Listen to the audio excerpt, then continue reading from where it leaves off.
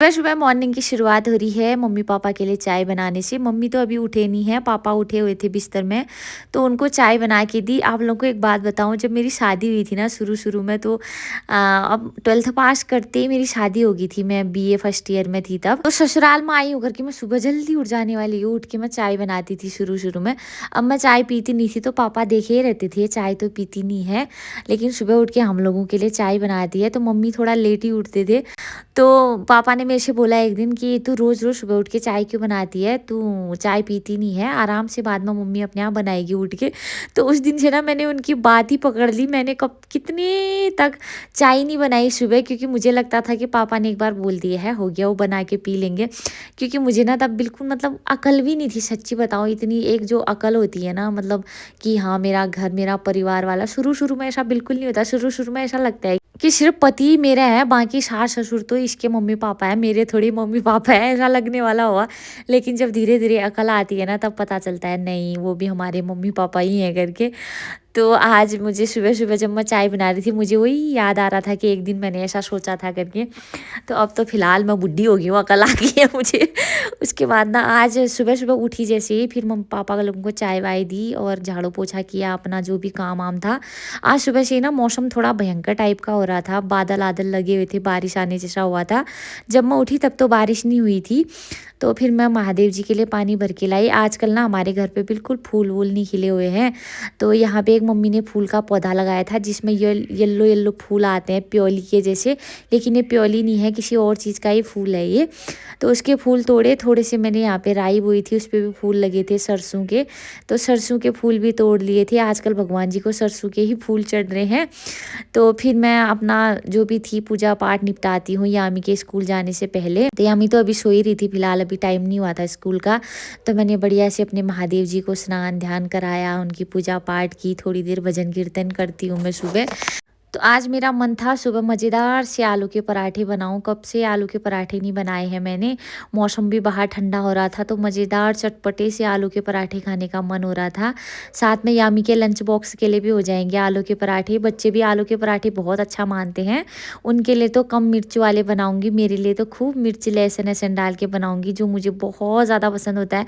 मैं नाश्ते के नाम पे खुश हो जाती हूँ अगर आलू के पराठे मिल जाते हैं ना। मेरे एक पराठे की होगी तो दो पराठे खा लेती हूँ, दो की भूख होती है तो तीन खा लेती हूँ। मुझे आलू के पराठे बहुत ज़्यादा अच्छे लगते हैं, खासकर उनमें हरी मिर्च पड़ी हो तो टेस्ट और ज़्यादा बढ़ जाता है। तो जब तक यामी उठ सो के उठेगी, उसके लिए आलू के पराठे बना दूंगी मैं। यामी ना मेरे ऐसे स्टफिंग वाले पराठे अच्छे ही मानती हैं, जैसे पनीर हो गया, आलू हो गया।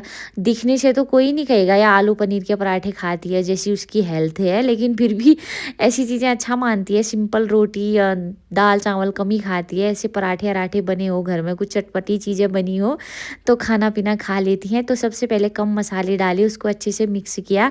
तो बच्चों के लिए ना पेस्ट अलग से निकाल दूंगी, फिर अपने लिए ना जितनी भी मिर्ची उर्ची थी कुटी हुई और साथ में लहसुन वहसुन था वो सारा डालूंगी। सबसे पहले मैं यामी के स्कूल के लिए और दोनों बच्चों के लिए पराठे सेक लूँगी। अगर सुबह सुबह खाना बनाते ही बच्चों ने खाना खा लिया ना, तो मन एकदम हल्का हो जाता, आराम भी हो जाता। अगर बच्चों ने ही नहीं खाया बना के ना खाना, तो मन ही नहीं लगता है।